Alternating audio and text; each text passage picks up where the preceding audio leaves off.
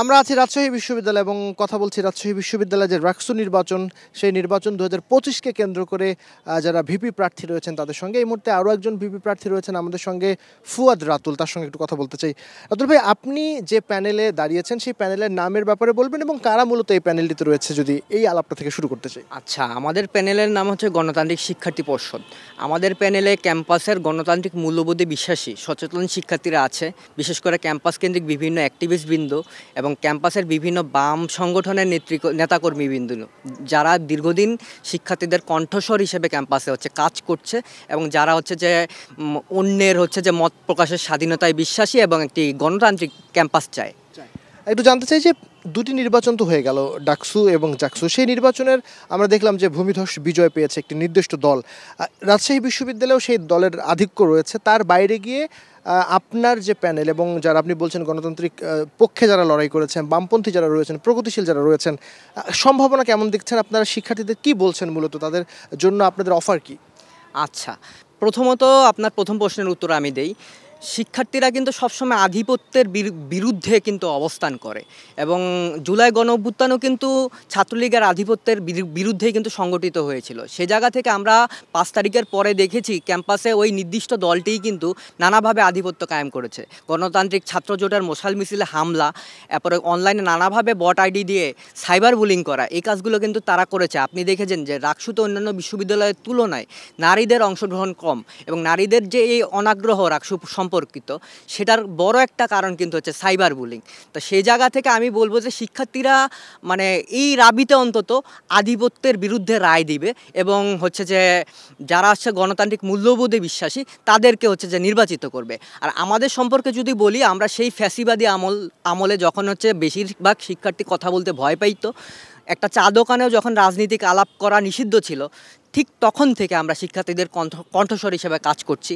আমরা যেমন জাতীয় ইস্যু নিয়ে কথা বলেছি, তেলের মূল্যবৃদ্ধি, ভোটাধিকার, ডিজিটাল নিরাপত্তা আইন, ঠিক তেমনি আমরা শিক্ষার্থীদের বিশ্ববিদ্যালয়ের অভ্যন্তরে শিক্ষার্থীদের যেসব সমস্যা আছে সেই সমস্যা নিয়েও কাজ করেছি। আমরা প্রতিনিয়ত খাবারের ভর্তুকির দাবিতে আন্দোলন করেছি। খাবারের ভর্তুকির ধারণাটা আমাদের দ্বারা তৈরিকৃত। এছাড়া রাজশাহী বিশ্ববিদ্যালয়ের চিকিৎসার যে ব্যবস্থা আছে, যে মেডিকেল সেন্টার আছে, তার দুরবস্থা নিয়ে কথা বলেছি। আমরা যে এখানে আবাসনের সংকট নিয়ে কথা বলেছি। নারী শিক্ষার্থীদের জন্য এখানে ওয়াশরুম নেই, সেই বিষয়টা নিয়ে কথা বলেছি। শিক্ষার্থীরা আমাদেরকে দেখেছে, শিক্ষার্থীরা জানে তাদের হয়ে কারা কথা বলে, কারা ধারাবাহিকভাবে তাদের পক্ষে কাজ করে যাচ্ছে। সে জায়গা থেকে আমাদের প্রস্তুতির জায়গাটা আমরা শিক্ষার্থীদের কাছে আরেকবার যাব একটা লিফলেট নিয়ে, তাদেরকে আমাদের কথাগুলো বলবো এবং আমরা মনে করি যে শিক্ষার্থীরা আমাদেরকে মূল্যায়ন করবেন। কারণ শিক্ষার্থীরা জানে যে সামনে কিন্তু যে আবারও ক্যাম্পাসে আধিপত্য ফিরতে পারে, কোনো একটা দলীয় সরকার সামনে আসবে, বা বর্তমানেও প্রশাসন আছে যাদের দিকে বেশি ফেভার করছে, তাদের একটা আধিপত্য আছে। সেই জায়গা থেকে আধিপত্যের বাইরে কারা থাকবে, কারা শিক্ষার্থীদের হয়ে সবসময় কথা বলে গিয়েছে এবং কোনো রকমের আধিপত্য কায়েম করেনি, তাদেরকে শিক্ষার্থীরা বেছে নিবে বলে আমরা মনে করি। সেই জায়গা থেকে আমরা আমাদের জয়ের ব্যাপারে আশাবাদী। এখনো পর্যন্ত কোনো অভিযোগ আপনার রয়েছে কিনা, বা বিশেষ করে ছাত্রদল বা ছাত্র শিবির সমর্থিত যে প্যানেল, সরকারের যা আপনাদের পক্ষ থেকে বারবার বলা হয়েছে যে যাদের সরকারের সুনজর রয়েছে, তাদের ব্যাপারে কোনো অভিযোগ বা এই শিক্ষার্থীদের? বেশ কিছু অভিযোগ আছে। প্রথমত আমি ছাত্র শিবিরের ব্যাপারে বলবো, তারা নানাভাবে শিক্ষার্থীদের কাছে উপহার সামগ্রী বিলি করে বেড়াচ্ছে।